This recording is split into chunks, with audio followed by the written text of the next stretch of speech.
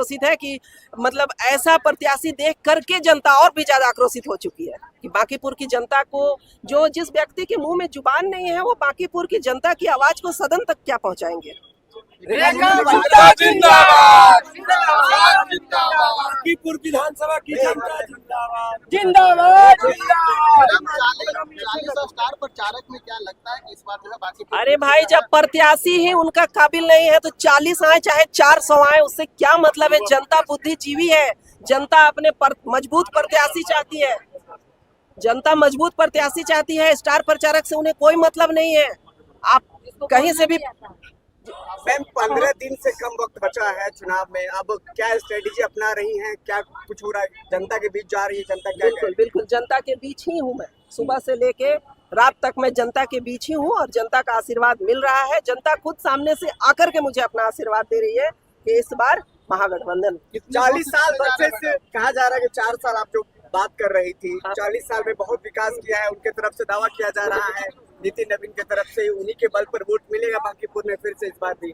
बिल्कुल नहीं, बिल्कुल नहीं। 40 साल में जो उन्होंने विकास दिखाया है ना जनता को, और जनता जिस तरह से अपने सुविधाओं के लिए संघर्ष कर रही है, एक छोटी छोटी बातें, गली नली, सड़क सुरक्षा, ये जो एक गांव ग्रामीण क्षेत्र का भी प्रतिनिधि ऐसी सुविधाएं दे पाता है, लेकिन आप एक पटना जैसे, बिहार की राजधानी जैसे महानगर बांकीपुर जैसा विधानसभा पे आप ये सुविधाएं नहीं दे पा रहे हैं। सड़कों को जर्जर हालत में रखा है, मैन होल खुले हुए हैं, रात के अंधेरे में कोई भी भूख के मर जाएगा। अभी भी आप बाहरी इलाकों में जाके देखें तो कितने मेन होल खुले हुए हैं, उन्हें देखने वाला कोई नहीं है। ये पूरी तरह से इन्होंने बांकीपुर को लावारिस स्थिति में छोड़ दिया है, नेता विहीन, सुविधा विहीन, और हर तरह से मतलब कि सिर्फ और सिर्फ बर्बादी के कगार पे बांकीपुर विधानसभा को इन्होंने पहुंचा दिया है। तेजस्वी यादव नहीं, इसका कुछ असर पड़ रहा है? वो उनके मार्गदर्शन में ही सारा चुनाव कैंपेन आगे बढ़ रहा है, और हम लोग एक एक लोग पूरी तरह से महागठबंधन के सारे कार्यकर्ता, नेता सभी